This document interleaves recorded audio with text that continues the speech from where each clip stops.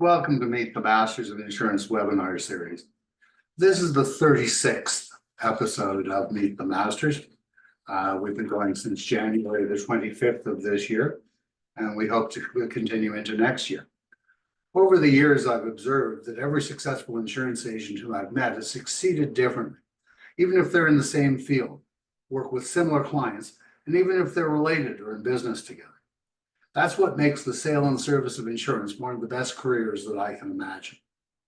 It's possible to become a success in our business with diligence, integrity, and experience. With this webinar series, we intend to prove that any type of person can succeed in this business with time and hard, thoughtful work. Our goal is to create a video record for each of these masters of insurance so that some of their expertise and experience will be available to anyone who'd like to learn from us. Today, we have Don Forbes with us. Don began his career with Great-West Life in 1983. He moved to Dominion Life, and then in 1986, he founded Linden Financial Services in the Edmonton area. As an independent insurance broker, Don specialized in life, disability, group, and retirement services, providing financial planning for individuals. His practice encompassed a wide range of services, including estate planning, key person insurance, shareholder agreement planning, and needs analysis, as well as group insurance. In 1992, Don joined the Alberta Blue Cross as a sales representative, and then he advanced to account executive by 1995. His career path took him to Standard Life in 2001 as business development manager, and later to Industrial Alliance in 2004 as regional sales director. In 2011, Don moved to Morneau Shepell as a principal, and he was then regional sales director for Ross Benefits Group Inc. for Western Canada in 2016. The following year, in 2017, Don returned to Alberta Blue Cross, taking the position of manager of group sales and business development for Northern Alberta. In early 2024, Don returned to his roots, reestablishing himself as an independent benefits expert. Dave Patriarch will be interviewing Don. Good morning, David. Good morning. Thanks for having me back again. Oh, my pleasure entirely. Good morning, Don. Thanks for joining us. Good morning. And we'll kick things off. So welcome, Don. You and I have known each other for, I'd say, around 20 years or so. And I was lucky enough to be out to the CPBI conference in Edmonton, where you and I got together in person for a change. And you shared a great story the next morning at a breakfast meeting we had with a bunch of advisors about how you got into the business. And we talk about how this industry is and how it has been and where it's going. And I think it's always great of kind of how people got into it, because it's never been an easy road. And as Lauren said, with hard, thoughtful work, you can make a great living at this business. So we're just going to start out there. How did you get started in the business? Tell us a little bit about your history. Right on. No, thanks, Dave, Lawrence, and everybody else who's joined us today.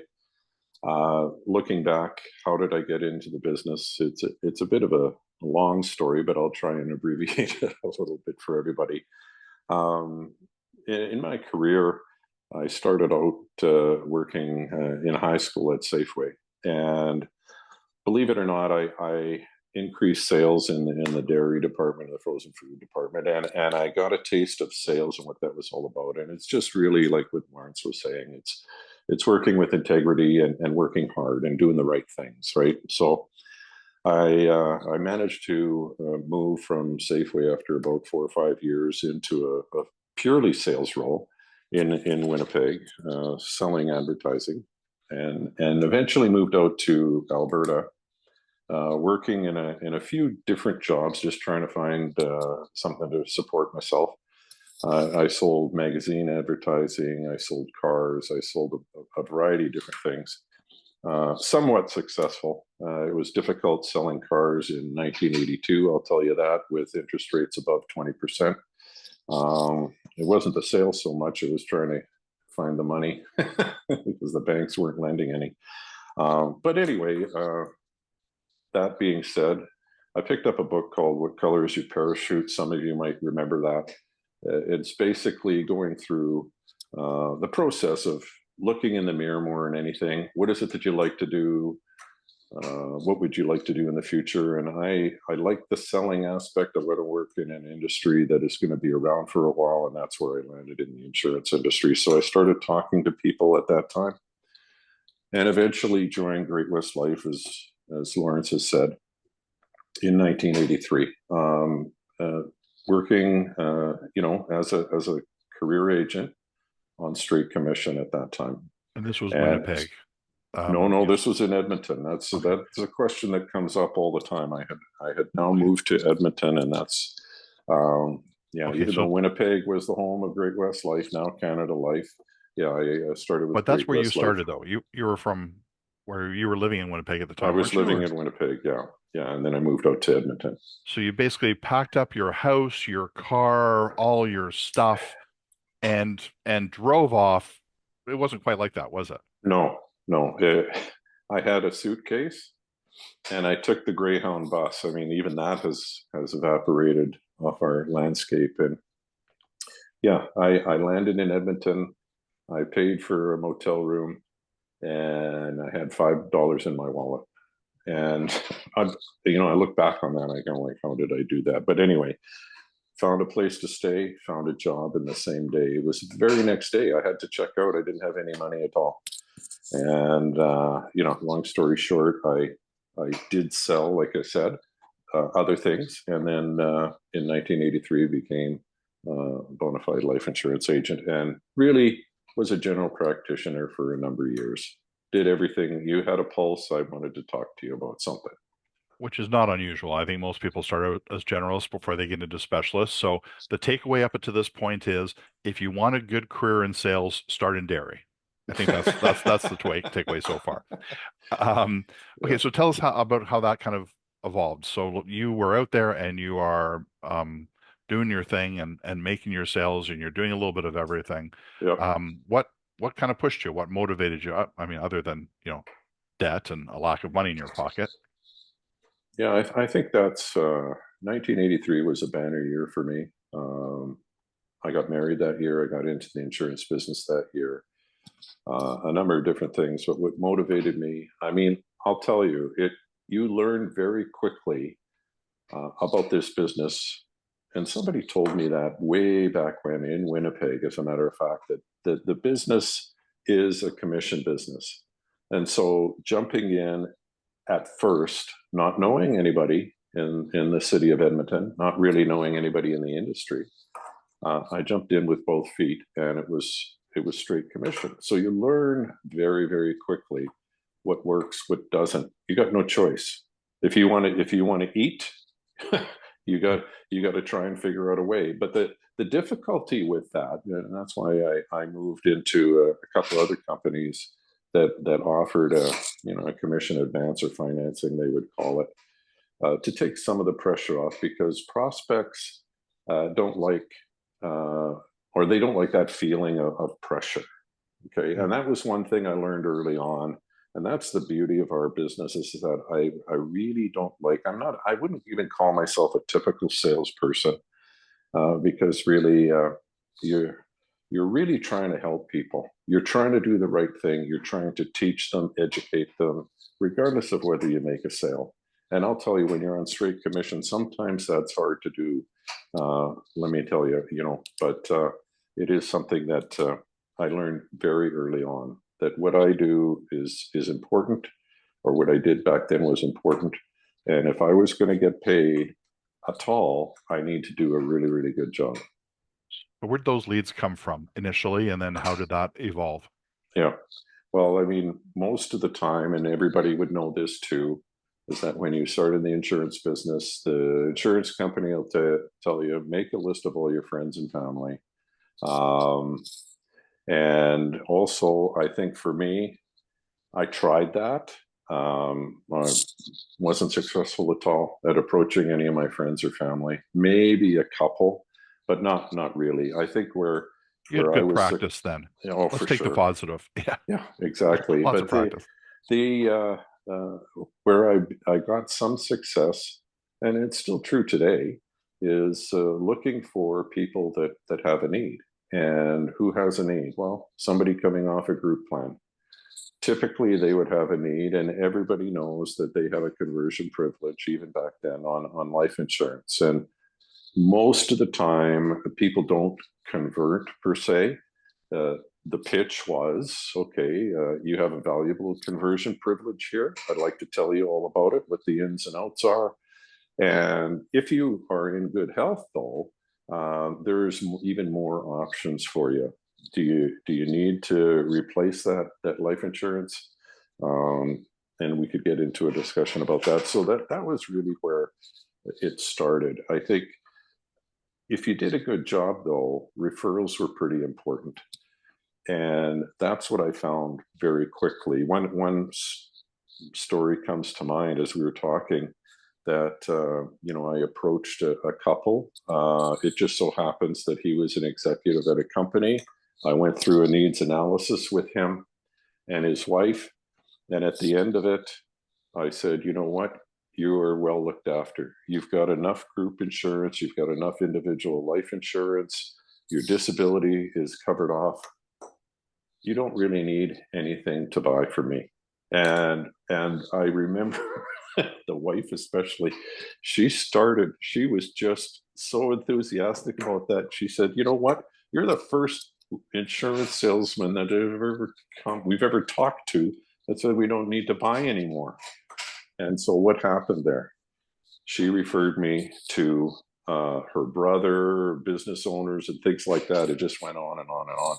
So that's really the start of it, Dave. Like, it started with, talking about group coverage and transitioning into an own individual policy, and then moving on to referrals in that way.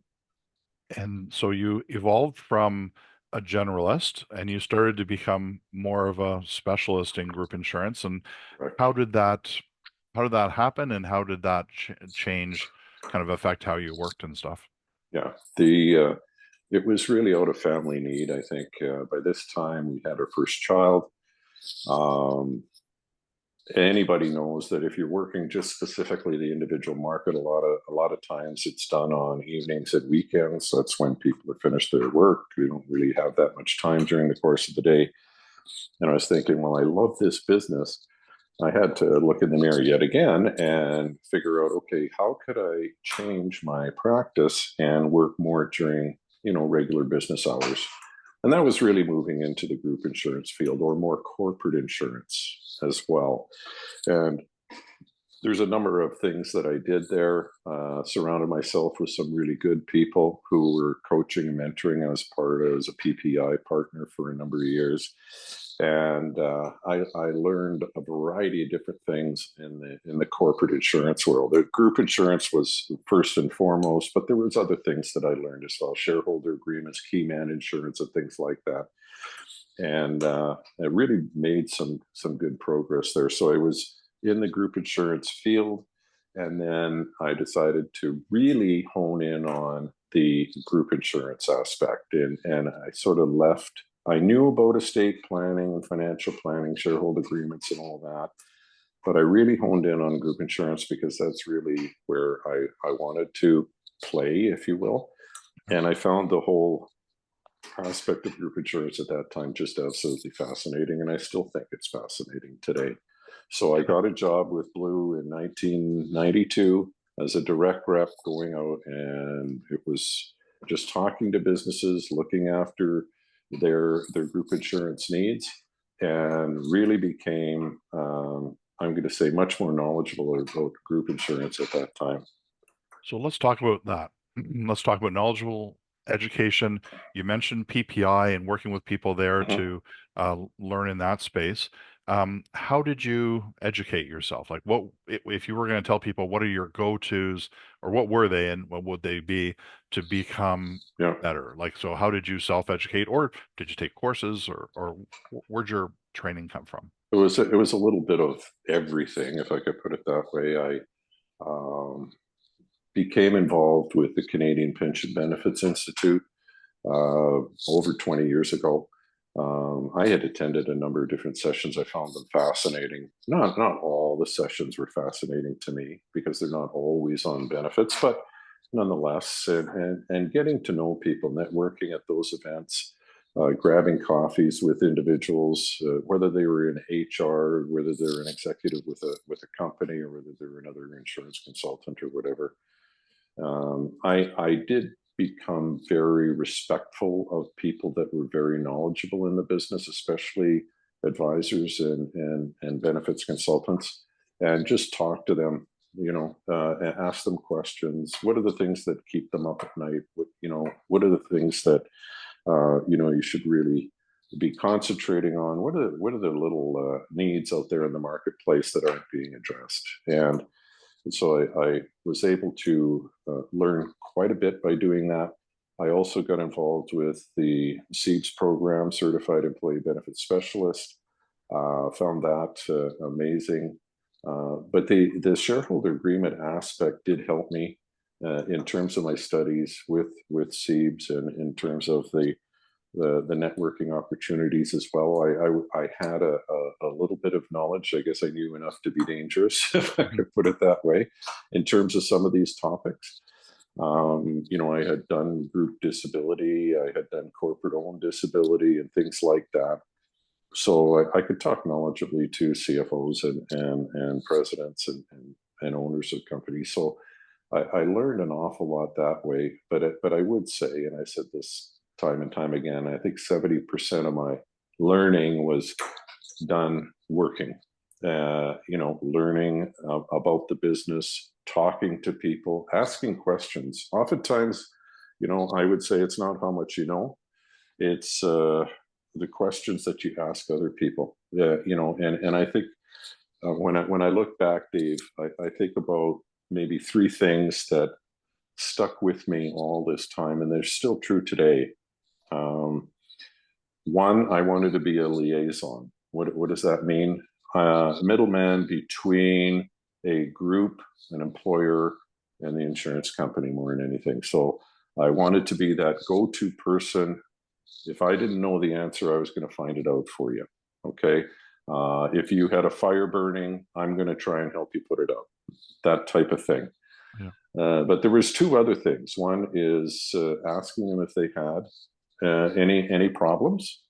And, you might want to suggest a few things that are common. 9 times out of 10, if you're in the group insurance business, the problem comes renewal time, right? The prices are going up. People don't like prices going up, even though inflation is rampant right now. Still, how can we keep these prices down? And you and I both know, oftentimes the advisor will take a group to market to try and get somebody to come in and lower the price for the client. Well, okay, they're solving a need. They're trying to, in their own way, reduce the cost there. But whether you know it's what? Sustainable or not. Exactly, Yeah, exactly. Problem, right? Yeah.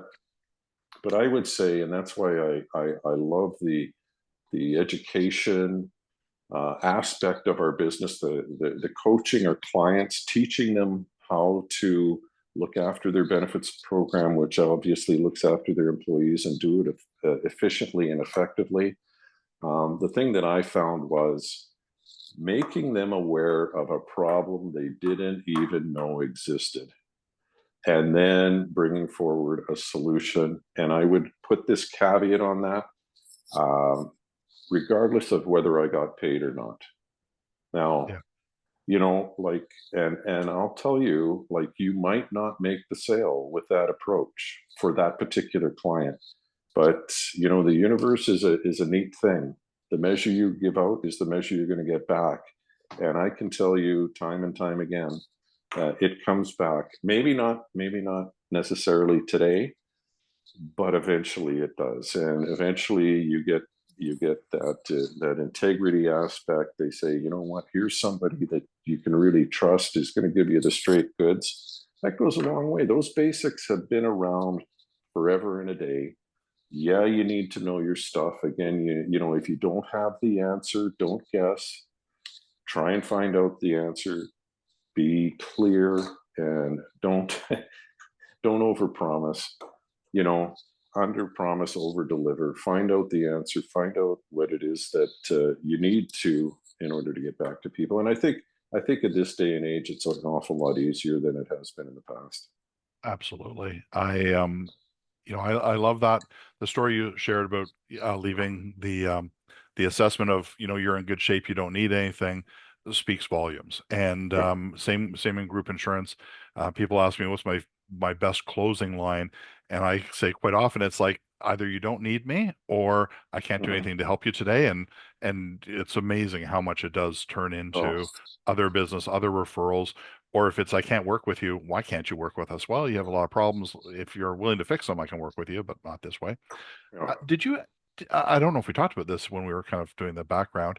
Did you have any mentors, or did you belong to study groups or anything like that to kind of regularly meet with people to add your education kind of earlier in your career? Yeah.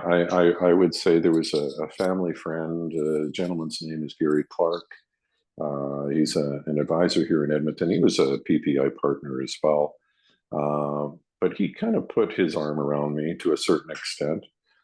He, I would say, is probably the foremost shareholder agreement expert in the country, and funding of those shareholder agreements, right? So he's working in the upper echelon of markets in that way. But it was just absolutely fascinating.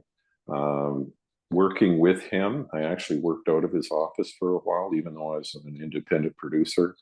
Taught me the ropes, just working alongside somebody like that and running into a situation that you can bounce something off them. And I think this is important too for anybody that is in the business or is thinking about getting into the business is the aspect, and I think you just said it, Dave, about I'm not able to help you today, or I'm not going to be able to help you today. And there's been instances where I've walked away from either individuals or employers as well, and it just wasn't the right thing. And I'll give you an example where the individual involved that I was talking to really, really liked what I was talking about, was all in, wanted to go to the next step and everything else. And I said, at the end of the day, I said that there's only one aspect here that I would ask you to agree to,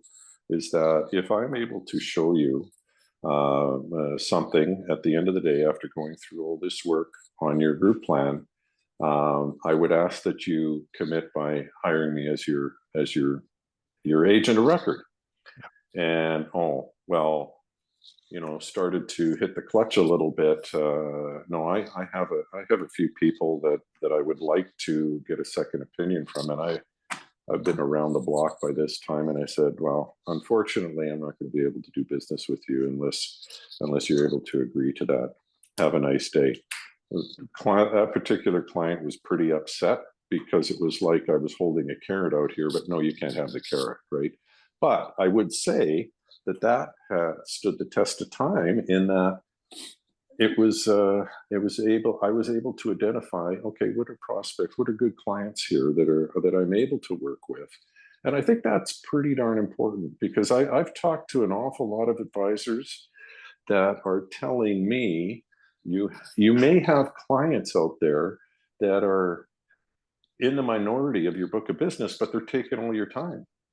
And those are the kind of clients, and if you can change them, great. If you can coach them, if you can educate them, and now they become good clients, fine. You can make lemonade out of lemons, right? But oftentimes a leopard doesn't change its spots. So I would say try and identify those ones and set your practice up so that you protect yourself as well. You avoid a lot of hard work that's going to go to somebody else. And knowing that around 50% of all group insurance sold in Canada each year is sold by somebody who sells one case or less a year, that means we have a lot of generalists, a lot of basically part-timers in this business. And if you're willing to do all the work, but their golfing buddy is licensed, they may end up with a business, and you've kind of wasted a whole pile of time and they don't even know what the gift was they got of your advice, and they don't value it. So kind of making that clear up front, I think is really important for sure. Very true.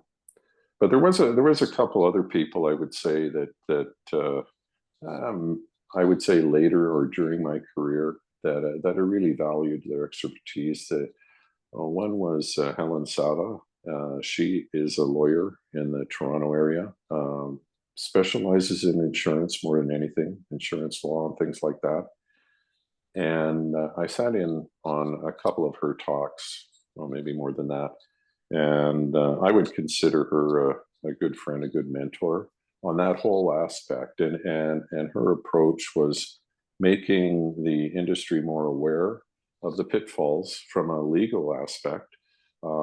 And my goodness, I mean, you do a fabulous job with this, Dave, is making people aware of the problems they don't even know exist. When it comes to liability, a lot of employers are totally unaware, especially in the smaller groups.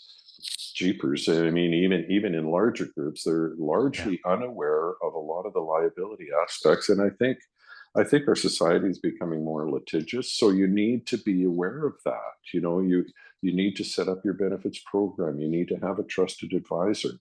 You need somebody you can rely on in those situations. And so Helen Sala would be one of my mentors, I would say, and Claire Leger, who was really a disability claims manager, but became an expert in that field.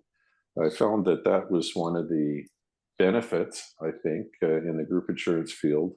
Certainly drugs and other claims, flow in, can be problematic, and how do you control the costs and things like that. But long-term disability, short-term disability for that matter, anytime that an advisor is involved in those, they can be very, very emotional and very problematic, not just for the insurer, not just for the employer, but the employee and the advisor as well. And I think her heart is so much for everybody to be a win-win situation in those cases and be more outcome focused than just putting people through the process. So I learned an awful lot about disability from that aspect. So let me ask a question.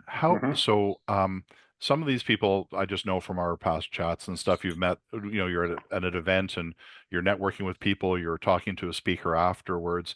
But what would you say is the easiest way to kind of connect with those people, mentoring, study groups, or just having some resources out there? Like you can't just pick up the phone and call somebody, can you? Well, you can, for sure. Absolutely, you can. I think the in-person events for networking and things like that, it's interesting you say that, are way more valuable. You can't, well, I mean, you can get creative and try and do it online, virtually. Picking up the phone, hey, have you got time for a coffee? And you know what? People in our business, especially, when you ask for help, most of the time, people, generally speaking, are willing to help. How can I help you? I want to be able to help you. It's not often, I have to think about this, but if ever I've asked for help and not gotten it, Yeah. and I think about that throughout my career. I mean, even at Morneau Shepell, where I was working, side by side with some of the best consultants in Canada, invariably, and I mentioned this the other day, they would come into my office and say, you know what, I need your help. Like, here, take a look at this document. How would you rewrite it? Because this has to go to a client. It was particular a contentious issue. How would you rewrite it? And I'd offer my 2 cents or whatever. But here's an issue. I've got a person that is over in Latvia, is going into hospital. What would you say? What does the group coverage look like? And all this kind of stuff. Every day there was something new. And a second Amazing. opinion never Oh hurts, yeah. and having that group of people. And I was kind of being facetious about you can't just call them. I've been the Yeah. same. I mean, over the years, I've got my legal experts, my disability experts, everything in every area that you can think of around benefits.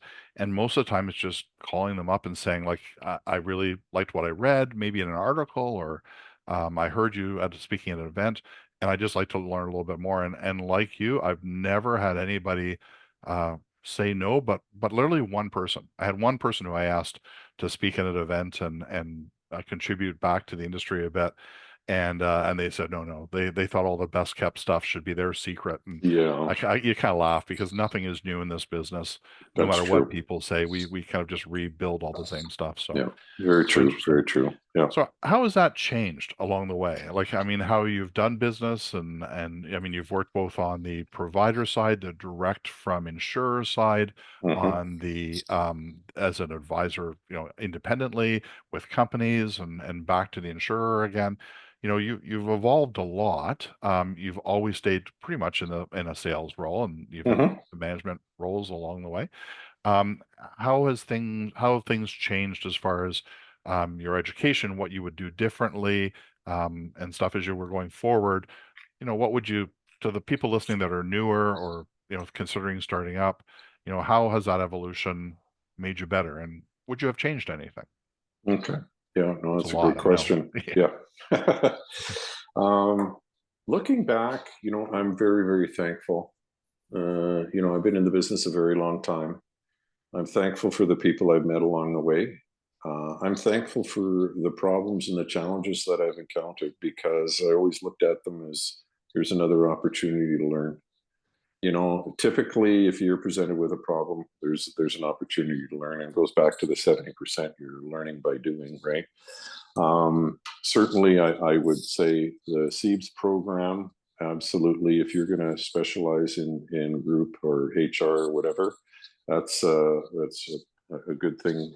Affiliate yourself with networking groups. CPBI is a good one in our industry. CPHR, plug for CGIB, fantastic. All of them have their own, I guess, educational components, and all of them are really quite valuable. You might want to spend more time with certain ones than others, but those are pretty valuable. I think one of the things too, and that's why I keep coming back to why we get along so well, Dave. But I mean, you writing a book selling benefits, that's fantastic, and I find that our industry is relatively poor at that aspect. You know what I mean? Like, very good at training you on drug plan designs and disability insurance, life insurance, and knowing the contract and the billing and the administration practices and everything else. But how do you sell? How do you sell in this day and age? And I would put in a plug for spin selling. Okay, it goes back a number of years, but there were some amazing truths in that book that I know a lot of top producers use today that are true, 30, 40 years later. And it is about looking at the client and trying to do what's right for them. As I mentioned, the aspect of how has it changed? I think the tools that are there are much better than they were. Whether you're on an iPad, which I am today, or a laptop, or whatever the case may be, there's email, there's AI is a big thing, and looking at that, getting the answers, Google search tools, libraries and libraries of information. Um, Not sure I would change a whole bunch, but you got to keep abreast with the technology. Um, I'm a little bit on the fence in terms of all the social media. I think it does have certain advantages to participate in that. But a good friend of mine said, I've never been able to sell anything on social media, and that's where you might be able to create some awareness there for a particular topic, or put your profile out there, and people may gravitate towards you for sure. But I think the going back, it's the in-person aspect is, I think, even coming out of COVID, is becoming more and more important. We're you a know, relationship business at the end of the day. absolutely, Yeah. absolutely. And I remember as being a direct sales rep, walking into businesses that had signs on the door like the salesman is going to be shot if you come across the threshold, and watch out for the dogs because we'll sick them on you and all this kind of stuff. But I always walked in, and I only, after I don't know how many thousands of cold calls I made, and really, I'm not exaggerating there, it was thousands. I only got thrown out once. Believe That's it or not a not. bad record. Yeah. It's not a bad record, yeah. So, But people really appreciated the in-person aspect, and I think they do that. They do appreciate that even much more so today, like I said, coming out of COVID, because there's a whole bunch of things that you can see in person, that you can experience in person when talking with another person, that you just can't over the phone or even virtual. Like the tone, the facial expressions, body language. the body Yeah. language and everything else. Yeah. The nuance. So yeah. So there's a So whole bunch of things that change, but there's a yeah. lot of basics that are still the same. Let's hit on something there. So, knocking on doors, going past that, the sign of no salesman, no soliciting. You had a 20 or 30-second pitch that would launch you. Yeah. What was it that you allowed you to kind of get that conversation into the second half of the first minute and not be straight out the door? How'd Yeah. you set that up? Well, you know what? It comes back to the first thing about spin selling more or less is just really breaking the ice in some way. Really, I mean, it's a matter of like if you see a sign on the door, you know that there's resistance up there to having you even walk in. So somehow you got to figure out something about the business or whatever in advance of even walking through to say, you know what, how's it going, right? And darned if I can remember, like you started off this interview. How did you get started in this business? And I don't care who it is. If you ask a business owner that, how did you happen to get started in this business, Dave? My gosh, all you have to do is ask that question and just shut up. Okay. I'm just curious. I know a few people in this business. I would have some sort of an opening line, and it wasn't a matter of me coming in and I'm so and so and I can do this for you or whatever. That's way too early in the sales process, especially a cold call. It was simply a matter of asking that question. How did you get started in this business? And then, you have a vast array of products and services. You just shut up and listen, and they'll tell you something. And I know there's one thing, and to this day, I cannot figure out why we don't do more of this, but I'll tell you, I asked this question of either HR people, CFOs, or even business owners to say, what are your thoughts on workers' compensation? And just shut up, because it's a lot of it isn't so much what we know. It's getting the client to open up and talk and get that resistance down, breaking the ice, doing something that opens up the conversation and establishes a relationship. It's funny. I love that answer, and we didn't kind of really, that didn't come up before quite the same way. But I used to always ask, do you have a benefit plan? Are you happy with it? Do you like your insurer? And usually people would go, no, it's too expensive. No, I hate the insurance company. And I'm like, fantastic. Why do you hate them? And like all of a sudden it's like they'll tell you their entire life story. Yeah. And or why do you think it's too expensive? Do you not understand it, or did they not explain it, or my gosh, like what? And like I said, shut up and listen, and find the opportunities to problem solve or carry the conversation to the next part. For sure. So if you're going out today and you were going to make a cold call, so right after this interview is over, you've got to call 50 people. What would you do differently, or would you use the same line, or what would you do in this new environment?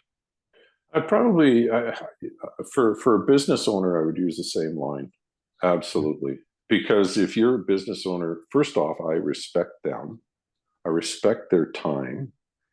If I was going over the phone, I'd probably approach it a little bit differently, because if I happen to get a business owner on the phone, and I'm not going to say that that's terribly easy, because in our business it isn't. It just isn't. You got to figure out a different way. And I think that's Call it probably 7 or 8 in the morning, or call it 6 o'clock at night. They're going to be the one that answers if it's small business. That's true. That's Yeah. true. I like the idea, and I've been successful in this, is, you know, saying the cliche, there is no free lunch. Well, what I would suggest is that, you know, figure out a hot topic, and yeah, you can pick up the phone, you can go and cold call as well. But I believe in either having a breakfast or a lunch meeting, inviting the people, and let me buy you lunch. There's going to be another group of people at this particular event. We're bringing in an expert to talk about whatever, you know, taxation or whatever the case may be. And I've done those. I've participated in those. It's amazing to me, if you pick the right topic and you provide really good information, you don't charge for it, invariably you pick up clients right away. And it's not done by very many people. No, and no. everyone who does it has been successful and then does not repeat it, which is amazing to me. It is amazing to me as well. Absolutely. And I'll give a little add-on to there. You don't have to necessarily run your own event. You can invite them to come along with you to other people's events, and we have that happen at CGIB events, and I see that at Benefits Canada events and stuff. And you'll see an advisor with a table of their people, maybe their clients or prospects. So you don't have to. You're just picking up the cost. You don't have to organize the event or whatever, and you can. And we've had seen some advisors do that very well. So absolutely excellent. So I'm just kind of taking us down a slightly different tack, but not really. So where do you think the industry is going now? So could you start out from scratch, getting off that bus and in Edmonton today exactly the same way as you did back then? Do you think that there's kind of more opportunities? It's easier, it's harder? You know, what do you think kind of going forward for people? That's a great question. I think the only difference, I would say, when I look back is, okay, I decided that I wanted to specialize in group insurance. But I will say that even when you say that, there's sort of subsets to it. Okay, you've got life, you've got health, you got dental, you got disability, you got spending accounts, ASO, insured, refund accounting. You got a whole bunch of different things, right? What I found, if I was going to change, I would pick one. I would pick one of those and become maybe the top expert, or, you know, be very, very good at it. And the reason I say that is, way back when spending accounts were coming out, there were issues. There were issues with them. Thought, and I still think today it's a great tool, defined contribution program, where the employee is able to allocate a certain amount of credits to cover up those expenses that aren't covered by the regular group plan. But I became very, very quickly known as somebody who knows the health spending account aspect, right? So much so that there were organizations that more or less hired me to teach their people about them, because the concept itself is fairly straightforward, but sometimes they get lost in the details, the logistics of it, how they work, what are the best practices in and around spending accounts and things like that. But that opened up a whole avenue of business, and it invariably ended up getting group business from it. Why? Because I was known as a trusted advisor when it came to that specific thing. And yeah, again, having that idea of, if I don't know the answer, I'm going to find it out for you. Okay, so that came full circle, and say, you know what, you really helped us out on the spending account. Why don't you just look after our group? So I think that's probably the only thing I would change. You need to put the effort in, though, to become pretty knowledgeable about all the various aspects of group.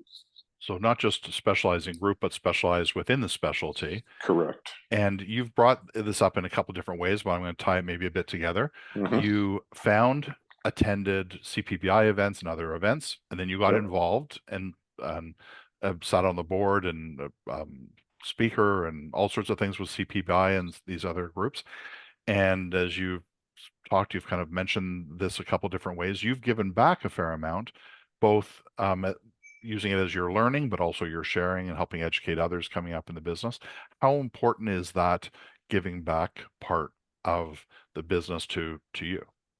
For me, it's absolutely huge. Like I said before, the measure you give out, the measure you get back. When I taught Siege classes at Mount Royal in Calgary, there were consultants in there who I knew and respected, and here I am teaching them. Okay, so what do I mean by that? You need to know your stuff. If you're coaching or you're teaching others, you need to prepare. And in my preparation, I became that much better at what I do. So oftentimes I felt that I was getting more out of the experience than the people that I was teaching or coaching or mentoring, right? And that is the key. I hear so many people kind of they kind of Yeah, laugh and go, why is he wasting his time helping the competition? Or yeah, why is she out there, mentoring people that are just going to try and take her clients? But I would agree. I kind of always go, it's like a 3-to-1. The minute you get up on stage, the minute you yeah, get in a panel, the minute you have an opportunity to contribute, you want to make sure you're so good. You do all the research, do all the homework so that you're right on, and you walk away learning a lot more than when you walked into the room, which is fantastic. So I'm glad you oh, really, absolutely, really glad you absolutely, mentioned that one. yeah.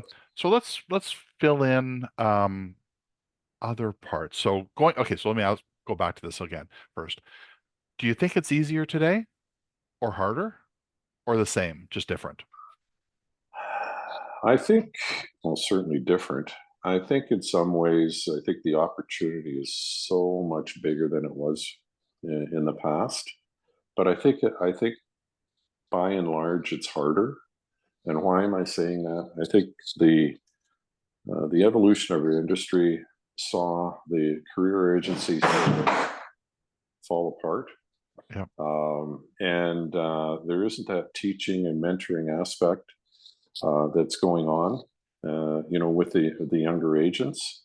You And have to create so it yourself. that's right. And you can get involved with an MGA or whatever the case may be. That might be able to help you out.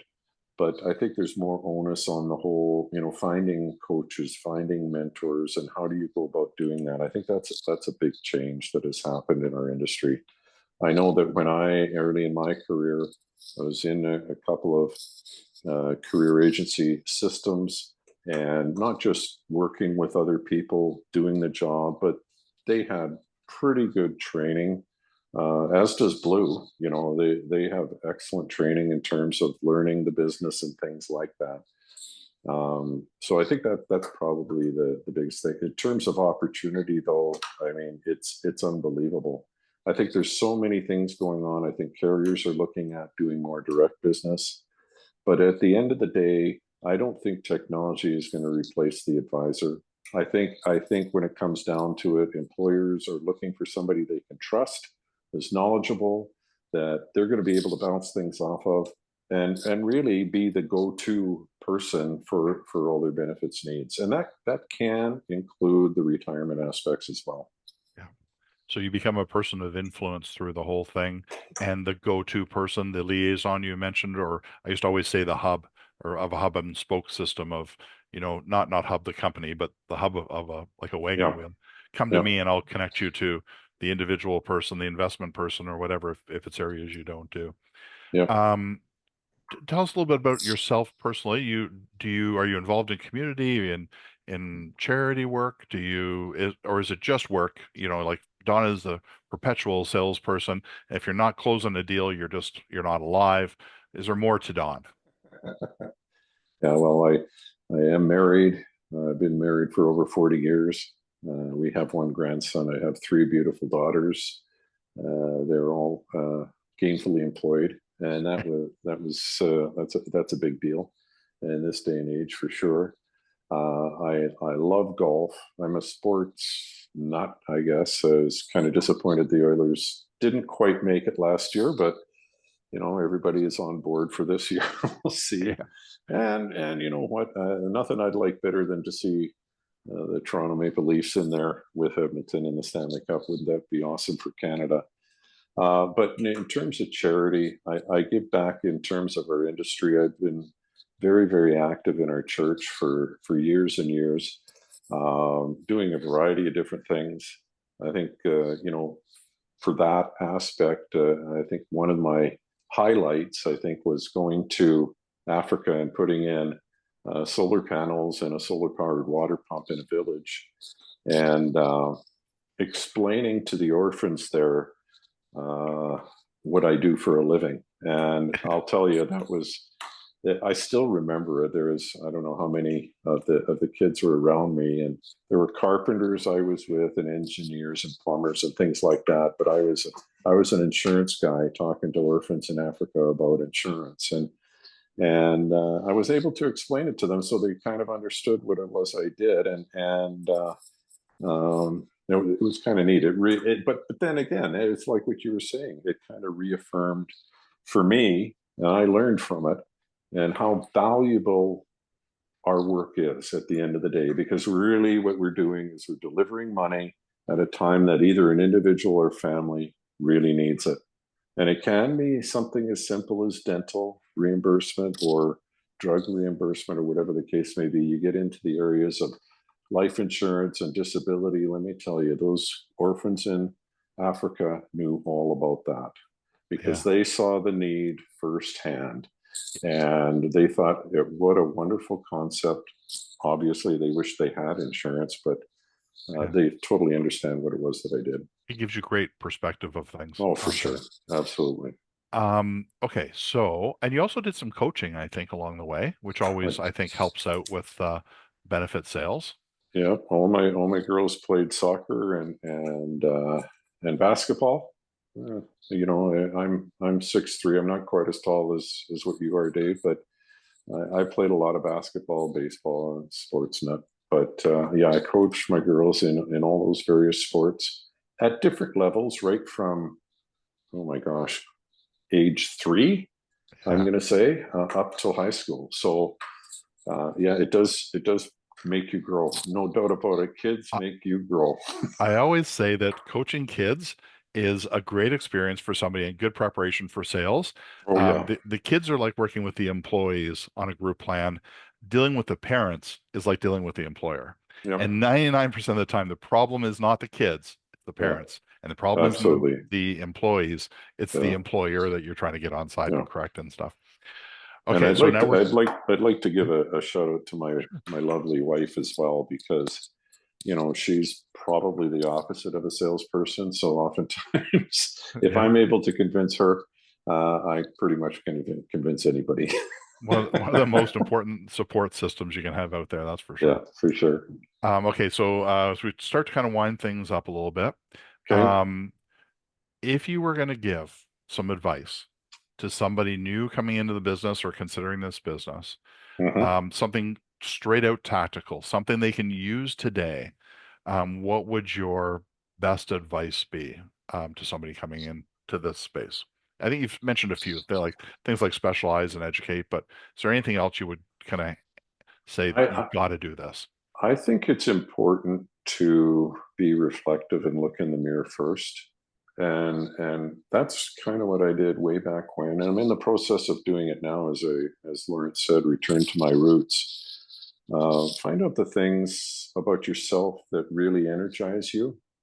I think this is a fantastic business to be in. Absolutely.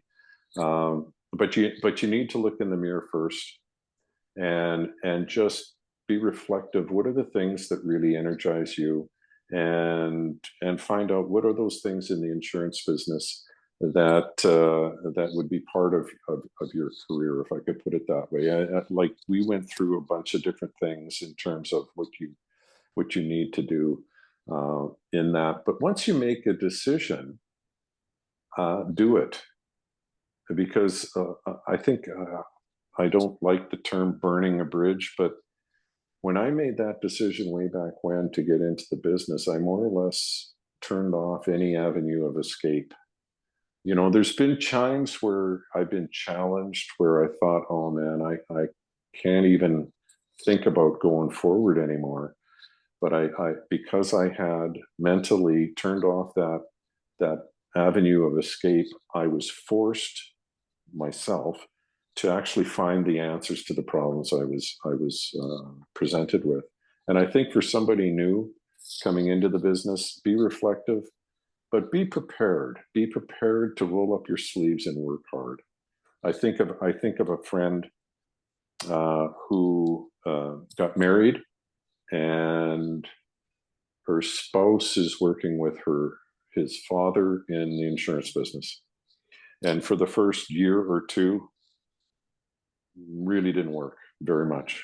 You know, wasn't really working at it. Now, it's funny the way kids are, but now they are looking at starting a family, and all of a sudden that's ignited his desire to really work hard. And guess what? The results are starting to come. So it is a business that's wonderful, incredibly rewarding in so many different ways. You'll learn a ton about life, about yourself, but be prepared to work hard. Be prepared to work hard. And if I can add maybe to that, and I think you've maybe stated it indirectly, but stick with it. Yeah. I had a conversation the other day with a person who's been licensed for about 10 years, and they've come to me with, I really like group insurance. I'm really focusing on that. And you go, great. And then they go, but I'm really seeing some good opportunities to do key person insurance. So I'm going to spend some time on that and stuff. And then the next time you talk, I think we should start up a TPA and create our own products. And then the next day it's, well, let's talk about pension stuff and forget the group and forget the keeper. The pension is where it's at, And I watch this conversation happen over and over and over again with advisors, and I go, stick to one.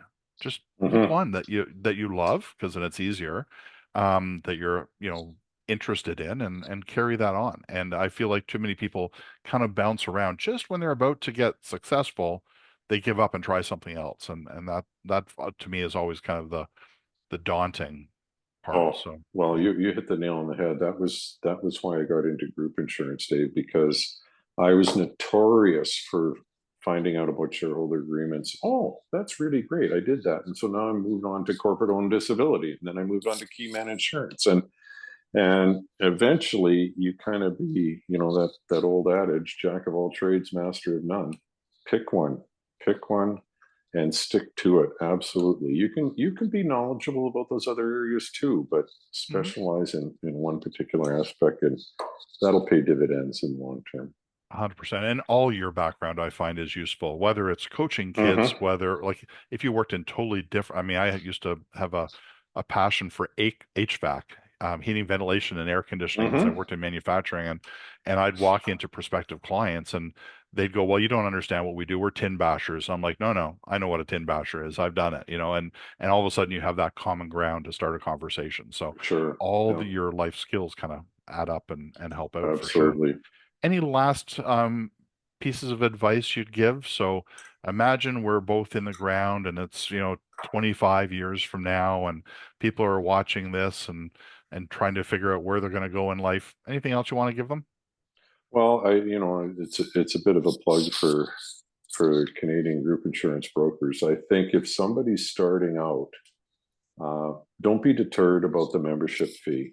This organization, if somebody is really interested in the group insurance field, it's really amazing, and kudos to you for starting it, Dave.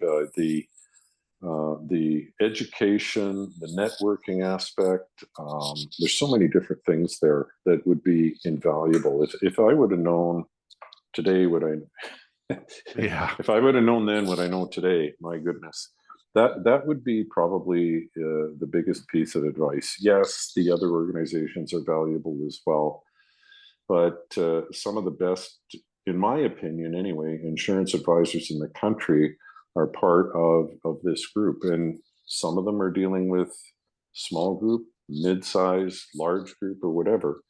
And there are differences in all those markets, but there's a lot of similarities too. There's a lot of the basics there, and you can really learn a lot. Yeah. Thank you for that. It is very cool to watch all these different people from all across the country come together and help each other out. For sure. And a lot of people say it's a dog eat dog business and stuff, and I go, yeah, it can be, but boy, there's a lot of great people willing to help out. Oh, So for I sure. think that's amazing. Absolutely. Absolutely. So Lawrence, can we drag you back in here for a minute and maybe tie up or ask any final questions that I've totally missed or should have hit on? Thank you, Dave. I don't think you've missed anything. Don, most of the people we've interviewed in this series have, in one way or the other, said that their job is to sit on the client side of the table and ask the questions that the client would ask if they knew what we know about insurance. How do you, I mean, you've spent most of your career in what we call a captive agency environment, where you've worked with a single company. How do you square those two? Well, the way I do it, Lawrence, is I really put the customer first in every instance. Doesn't matter if I'm an advisor or I'm an executive with insurance company, or doesn't matter. If I put the needs of the client first, individual or employer, doesn't matter, everything else seems to fall into place for me. And in my mind, that's doing the right thing. Trying to meet whatever needs or problems or concerns that individual has, and trying to bring forward solutions for them. But like you said, Dave, if there isn't any problem, well, okay, have a nice day and go on to it. It didn't matter. Like, certainly, and you're bang on there, Lawrence. As an advisor, of course you're doing that. But what I found is especially with my tenure at various insurance companies, it holds true for them. And I'm not suggesting that every advisor and every representative with an insurance company is putting the client first. So, I wouldn't say often, but a lot of the time, they're putting themselves first. They're putting the needs of their own company first. They're not putting the needs of the client first. And that's something that I think leaks out on individuals, meaning they start off putting the needs of the clients first, and then somehow, slowly but surely, it's, well, I got to look after myself. And I've even heard, and sometimes I get into an argument with even some of my mentors about this, is that because I've had this presented to me, say, well, like, if I'm not in business and I'm not going to be able to help anybody. True enough. But to say that that's more important than the needs of the client, I can't go there. I always put the needs of the client first, and everything else falls into place. Yes, you need to be smart. You need to set up your business properly, and you need to look after your business, because you do want to be there to help people in the long term. But if you start putting the needs of yourself or your company ahead of those of the client, I think you're going to get into trouble. Thank you. What's your attitude towards a budget as a professional? Budget? Yeah, what's your attitude towards a balance statement, if you wish? Be aware. I think, in terms of a company or financial records or whatever, I got into that quite a bit, looking at shareholder agreements and things like that. I think it's important to have an understanding, not just for yourself, but for companies that you're dealing with, to find out their financial standing, to know where you're at any particular point in time as well. It helps. I do remember, shortly before I got hired at Alberta Blue Cross, I took the time to read the financial reports in advance of my interview. And to be quite honest, at the time, I was quite concerned about a couple aspects of it, because for whatever reason, the administration charges at that particular juncture increased rather drastically year over year. And it didn't make sense to me. So I brought that up in the interview, and, it was one of those questions that they had never been asked before in an interview, is saying, well, somebody actually took the time to read the annual report. So I would say I'm certainly not an expert on the balance sheets and financial statements and things like that, but I do know enough to be dangerous, and I know what to look for. And I think it is it's a good question to be aware of it. To have an employer express that confidence in you to share that with you is a big deal, right? You talk about holding cards close to your vest. A lot of employers will do that. Individuals will do that. And I think that's where the rubber has to meet the road too. And we talked about walking away. Well, you know, this is what I need in order to do a good job for you and give you the right information.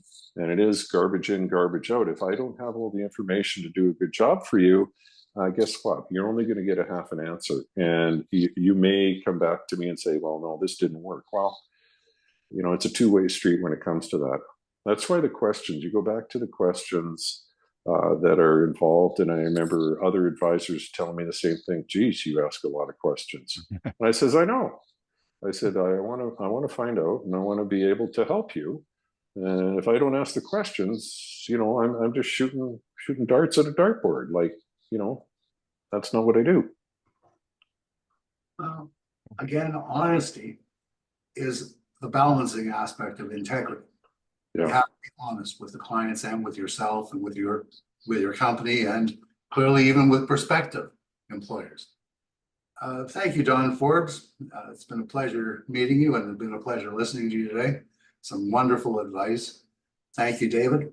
Again, excellent questions. Thank you, Krista Barzo, for your assistance. Next week, we have Mr. Michael Links, a greatly experienced agent in our business.